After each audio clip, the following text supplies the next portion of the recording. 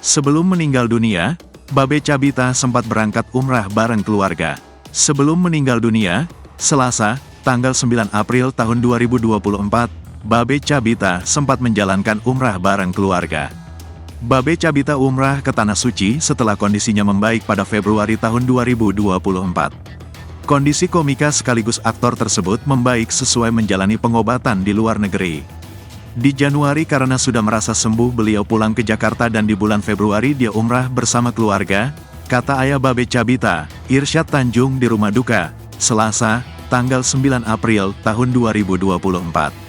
Namun sepulang umrah, kondisi Babe kembali menurun. Sepulangnya, pada akhir Februari drop kembali, urainya. Kondisi tersebut membuat keluarga kembali membawa Babe ke Malaysia untuk menjalani pengobatan. Selama lebih dari seminggu Babe mendapatkan pengobatan intensif akibat sakit anemia aplastik. Jadi sejak Februari kami bawa lagi ke Rumah Sakit Sunway Medical Center Kuala Lumpur.